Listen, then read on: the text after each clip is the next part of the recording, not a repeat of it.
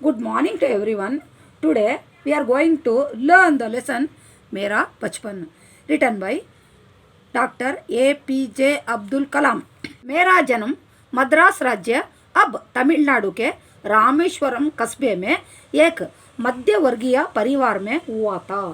ನನ್ನ ಜನ್ಮ ಮದ್ರಾಸ್ ರಾಜ್ಯದ ರಾಮೇಶ್ವರಂ ಊರಿನಲ್ಲಿ ಒಂದು ಮಧ್ಯಮ ವರ್ಗದ ಕುಟುಂಬದಲ್ಲಿ ಆಯಿತು.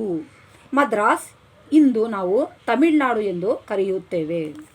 ಮೇರೆ ಪಿತಾ ಜೈನುಲಬ್ದೀನ್ की कोई बहुत अच्छी ಔಪಚಾರಿಕ ಶಿಕ್ಷಾ ನಹಿ ಹುಯಿ ಥಿ. ನನ್ನ ತಂದೆ ಜೈನುಲಬ್ದೀನ್ ರವರ ಶಿಕ್ಷಣ ಔಪಚಾರಿಕವಾಗಿ ನಡೆದಿರಲಿಲ್ಲ. ಅವ್ರು ನಾ ಹಿ ವೆ ಕೋಯಿ ಬಹುತ್ ಧನಿ ವ್ಯಕ್ತಿ ಥೆ. ಮತ್ತು ಅವರು ಶ್ರೀಮಂತರೇನೋ ಆಗಿರಲಿಲ್ಲ. ಇಸ್ಕೆ ಬಾವಜೂದ್ ವೇ ಬುದ್ಧಿಮಾನ್ ಥೆ. ಆದರೂ ಅವರು ಬುದ್ಧಿವಂತರಾಗಿದ್ದರು. ಅವ್ರು ಉನ್ಮೆ ಉದಾರತಾ ಕಿ ಸಚ್ಚಿ ಭಾವನಾ ಥಿ. ಮತ್ತು ಅವರಲ್ಲಿ ನಿಜವಾದ ಉದಾರತೆಯ ಭಾವನೆ ಇತ್ತು. ಮೇರಿ ಮಾ ಆಶಿಯಮ್ಮ. ನನ್ನ ತಾಯಿಯ ಹೆಸರು ಆಶಿಯಮ್ಮ. ಉನ್ಕಿ ಆದರ್ಶ ಜೀವನ ಸಂಗಿನಿ ಥಿ. ಅವರ ಆದರ್ಶ ಜೀವನ ಸಂಗಾತಿಯಾಗಿದ್ದರು. मेरे माता पिता को हमारे समाज में एक आदर्श दंपति के रूप में देखा जाता है. ನನ್ನ ತಂದೆ ತಾಯಿಯವರಿಗೆ ನಮ್ಮ ಸಮಾಜದಲ್ಲಿ ಆದರ್ಶ ದಂಪತಿಗಳ ರೂಪದಲ್ಲಿ ನೋಡಲಾಗುತ್ತಿತ್ತು. ಕಹಿ ಬಚ್ಚೋ ಮೇ ಸೆ ಏಕ್ ಥಾ. ನಾನು ಎಷ್ಟೋ ಮಕ್ಕಳಲ್ಲಿ ನಾನು ಸಹ ಒಬ್ಬನಾಗಿದ್ದೆ. ಲಂಬೆ ಚೌಡೆ ವ ಸುಂದರ ಮಾತಾ ಪಿತಾ ಕಾ ಛೋಟೆ ಕದ್ ಕಾಟಿ ಕಾ ಸಾಧಾರಣ ಸಾ ದಿಕ್ನೆ ವಾಲಾ ಬಚ್ಚಾ. ಉದ್ದ ಅಗಲ ಮತ್ತು ಸುಂದರವಾಗಿರುವ ನಮ್ಮ ಅಪ್ಪ ಅಮ್ಮನ ಚಿಕ್ಕ ಗದವುಳ್ಳ ಸಾಧಾರಣವಾಗಿ ಕಾಣುವ ಮಗು ನಾನಾಗಿದ್ದೆ. ಹಮ್ ಲೋಗ್ ಅಪ್ನೆ ಪುಸ್ತೈನಿ ಘರ್ ಮೇ ರಹತೆ ಥೆ. ನಾವೆಲ್ಲರೂ ನಮ್ಮ ಪೂರ್ವಜರ ಮನೆಯಲ್ಲಿಯೇ ಇರುತ್ತಿದ್ದೆವು. ರಾಮೇಶ್ವರಂ ಕಿ ಮಸ್ಜಿದ್ ವಾಲಿ ಗಲಿ ಮೇ ಬನಾ ಯೇ ಘರ್ ಚೂನೆ ಪತ್ತರ್ ವ ಈಟ್ ಸೆ ಬನಾ ಪಕ್ಕಾ और बड़ा था. ರಾಮೇಶ್ವರಂದಲ್ಲಿ ಮಜೀದ್ ಇರುವ ಗಲ್ಲಿಯಲ್ಲಿ ಕಟ್ಟಲಾದ ಮನೆ ಸುಣ್ಣ ಕಲ್ಲು ಮತ್ತು ಇಟ್ಟಿಗೆಗಳಿಂದ ಮಾಡಿದ ಪಕ್ಕಾ ಮನೆ ಮತ್ತು ದೊಡ್ಡ ಮನೆಯಾಗಿತ್ತು. ಮೇರೆ ಪಿತಾ ಅಂಡಾಬಾರಹೀನ್ ವ್ಯಕ್ತಿ ಥೆ. ನನ್ನ ತಂದೆ ಆಡಂಬರಹೀನ್ ವ್ಯಕ್ತಿ ಇದ್ದರು. और सभी अनावश्यक एवं ऐशो आराम वाली चीज़ों से दूर रहते थे. ನನ್ನ ತಂದೆ ಸಾಧಾರಣ ವ್ಯಕ್ತಿಯಾಗಿದ್ದರು ಮತ್ತು ಎಲ್ಲ ಅನಾವಶ್ಯಕ ಸುಖದ ಸುಪ್ಪತ್ತಿಗೆ ವಸ್ತುಗಳಿಂದ ದೂರ ಇರುತ್ತಿದ್ದರು. घर में सभी आवश्यक चीज़ें समुचित मात्रा में सुलभता से उपलब्ध थी. ನಮ್ಮ ಮನೆಯಲ್ಲಿ ಅವಶ್ಯಕವಾದ ವಸ್ತುಗಳು ಯೋಗ್ಯವಾಗಿ ಸುಲಭದಲ್ಲಿ ಸಿಗುತ್ತಿದ್ದವು. ವಾಸ್ತವವಾಗಿ ಮೈ कहूँगा कि मेरा बचपन बहुत ही निश्चिंत था और सादगी में बीता. ನನ್ನ ಬಾಲ್ಯ ತುಂಬ ನಿಶ್ಚಿಂತೆ ಮತ್ತು ಚಿಂತೆ ಇಲ್ಲದೆ ಆರಾಮವಾಗಿ ಕಳೆಯಿತು. ಭೌತಿಕ एवं ಭಾವನಾತ್ಮಕ दोनों ही दृष्टियों से. ಭೌತಿಕ ಮತ್ತು ಭಾವನಾತ್ಮಕ ಎರಡು ದೃಷ್ಟಿಯಿಂದಲೂ ನಮ್ಮ ಜೀವನ ಸುಗಮವಾಗಿತ್ತು. ಮೈ ಪ್ರಾಯ अपनी माँ के साथ ही रसोई में नीचे बैठकर खाना खाया करता था. ನಾನು ಬಹಳವಾಗಿ ನನ್ನ ತಾಯಿಯ ಜೊತೆ ಅಡುಗೆ ಮನೆಯಲ್ಲಿ ಕೆಳಗೆ ಕುಳಿತುಕೊಂಡು ಊಟ ಮಾಡುತ್ತಿದ್ದೆ. ವೇ ಮೇರೆ ಸಾಮ್ನೆ ಕೇಲೆ ಕಾ ಪತ್ತ ಬಿಛಾತಿ. ಅವಳು ನನ್ನ ಮುಂದೆ ಬಾಳೆ ಎಲೆ ಹಾಸುತ್ತಿದ್ದಳು. और फिर उस पर चावल एवं ಸುಗಂಧಿತ ಸ್ವಾದಿಷ್ಟ ಸಾಂಬಾರ್ ಡಾಲ್ತಿ. ಮತ್ತು ಅದರ ಮೇಲೆ ಅನ್ನ ಮತ್ತು ಸುಗಂಧಿತ ಸ್ವಾದಿಷ್ಟ ಸಾಂಬಾರನ್ನು ಹಾಕುತ್ತಿದ್ದಳು. ಸಾತ್ ಮೇ ಘರ್ ಕಾ ಬನಾ ಅಚಾರ್.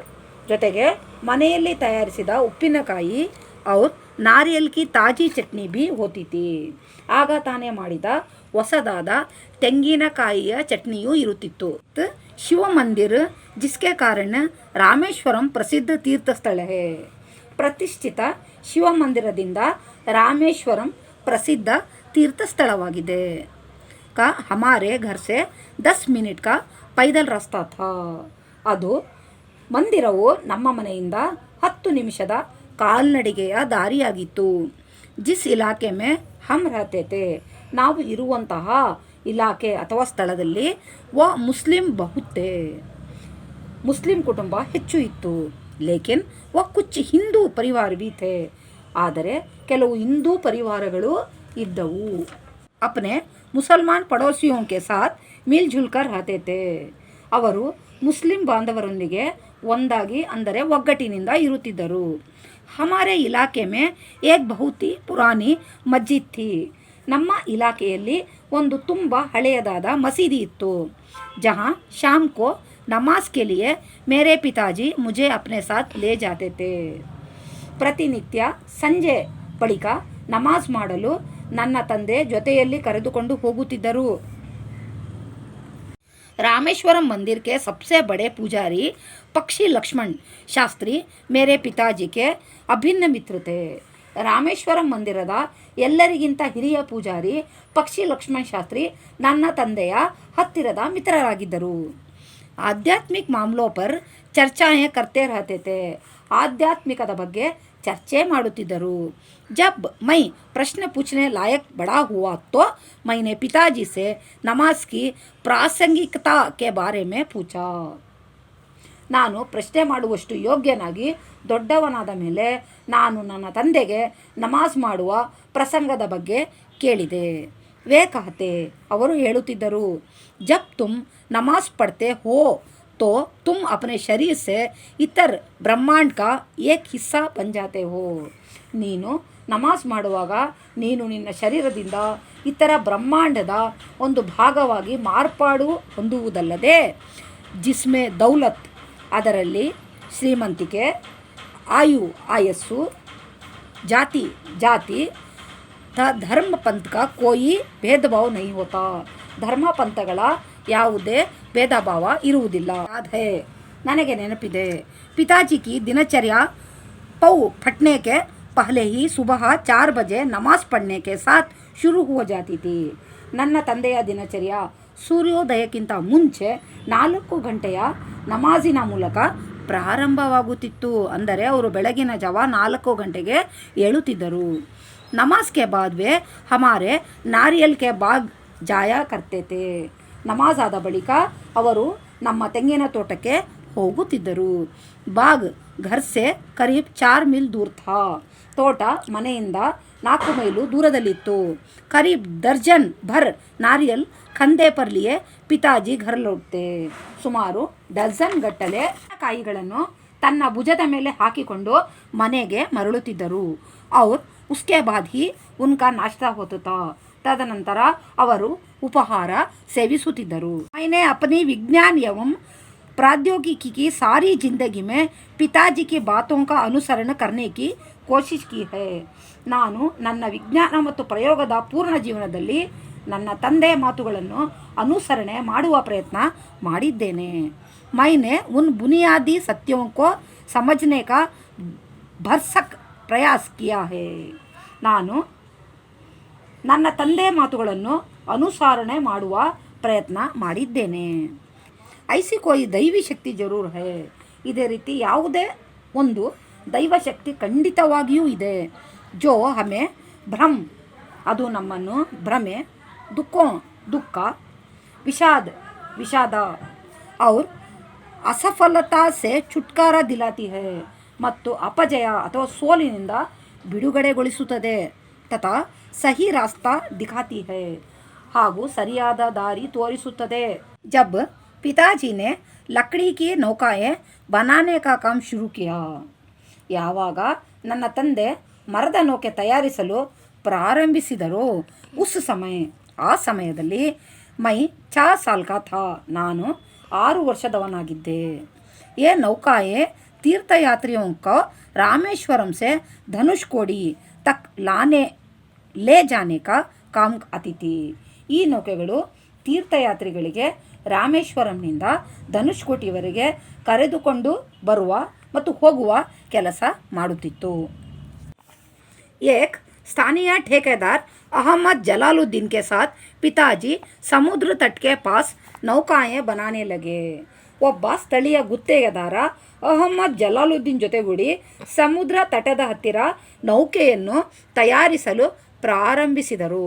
बाद में अहमद जलालुद्दीन की मेरी बड़ी बहन जोहरा के साथ शादी हो गई.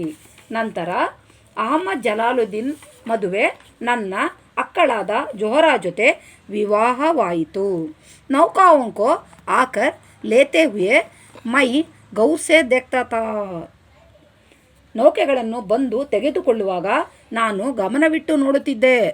ಪಿತಾಜಿ ಕಾ ಕಾರೋಬಾರ್ ಕಾಫಿ ಅಚ್ಚಾ ಚಲ್ ರಹಾ ತಾ. ನನ್ನ ತಂದೆಯ ವ್ಯವಹಾರ ಕೆಲಸ ಸಾಕಷ್ಟು ಚೆನ್ನಾಗಿ ನಡೆಯುತ್ತಿತ್ತು. ಏಕ್ ದಿನ್ 100 ಮೀಲ್ ಪ್ರತಿ ಗಂಟೆ ಕಿ ರಫ್ತಾರ್ ಸೆ ಹವಾ ಚಲಿ. ಒಂದು ದಿನ ಪ್ರತಿ ಗಂಟೆಗೆ 100 ಮೈಲಿ ವೇಗದಲ್ಲಿ ಗಾಳಿ ಚಲಿಸಿತು. ಅವ್ರ ಸಮುದ್ರ ಮೇ ತೂಫಾನ್ ಆ ಗಯಾ. ಸಮುದ್ರದಲ್ಲಿ ಬಿರುಗಾಳಿ ಎಬ್ಬಿತು. तूफान में सेतु कराई के कुछ लोग और हमारी नावें भाग गई. ಬಿರುಗಾಳಿಯಲ್ಲಿ ಸೇತು ಕರಾಯಿಯ ಸ್ವಲ್ಪ ಜನ ಮತ್ತು ನಮ್ಮ ನೌಕೆಗಳು ನೀರು ಪಾಲಾಯಿತು. ಉಸಿ ಮೇ ಪಾಂಬನ್ ಫೂಲ್ ಬಿ ಟುಟ್ ಗಯಾ. ಅದರಲ್ಲಿ ಪಾಂಬನ್ ಸೇತುವೆ ಮುರಿದಿತ್ತು. ಅವ್ರ ಯಾತ್ರಿಯೋನೆ ಭಾರಿ ಟ್ರೈನ್ ದುರ್ಘಟನಾಗ್ರಸ್ತ ಹೋ ಗಯಿ. ಅವರು ಯಾತ್ರಾರ್ಥಿಗಳಿದ್ದ ತುಂಬಿದ ಟ್ರೈನ್ ಉಗಿಬಂಡಿ अपघातवायितु. तब तक मैंने सिर्फ समुद्र की खूबसूरती को ही देखा था. ನಾನು ಅಂದಿನವರೆಗೆ ಸಮುದ್ರದ ಸುಂದರತೆಯನ್ನು ಮಾತ್ರ ನೋಡಿದ್ದೆ. उसकी अपार एवं अनियंत्रित ऊर्जा ने मुझे हतप्रभ कर दिया. ಅದರ ಅಪಾರ ಅನಿಯಂತ್ರಿತ ಶಕ್ತಿ ನನಗೆ ನಿಸ್ತೇಜಗೊಳಿಸಿತು. उम्र में काफ़ी फ़र्क होने के बावजूद अहमद जलालुद्दीन मेरे अंतरंग ಮಿತ್ರ बन गए. ವಯಸ್ಸಿನಲ್ಲಿ ಸಾಕಷ್ಟು ವ್ಯತ್ಯಾಸ ಅಂತರವಿದ್ದರೂ ಅಹಮದ್ ಜಲಾಲುದ್ದೀನ್ ನನ್ನ ಅಂತರಂಗದ ಮಿತ್ರರಾಗಿದ್ದರು. ವ ಮುಜಸೆ ಕರೀಬನ್ 15 ಸಾಲ್ ಬಡೆ ಥೆ. ಅವರು ನನಗಿಂತ ಸುಮಾರು 15 ವರ್ಷ ದೊಡ್ಡವರಾಗಿದ್ದರು. ಅವ್ರು ಮುಜೆ ಆಜಾದ್ ಕಹಕರ್ ಪುಕಾರ ಕರ್ತೆ ಥೆ. ಅವರು ನನಗೆ ಆಜಾದ್ ಎಂಬ ಹೆಸರಿನಿಂದ ಕರೆಯುತ್ತಿದ್ದರು. ಹಮ್ ದೋನೋ ರೋಜಾನಾ ಶಾಮ್ ಕೋ ದೂರ್ ತಕ್ ಸಾಥ್ ಘೂಮ್ನೆ ಜಾಯಾ ಕರ್ತೆ ಥೆ. ನಾವಿಬ್ಬರು ಪ್ರತಿದಿನ ಸಂಜೆ ಸಾಕಷ್ಟು ದೂರ ತಿರುಗಾಡಲು ಹೋಗುತ್ತಿದ್ದೆವು.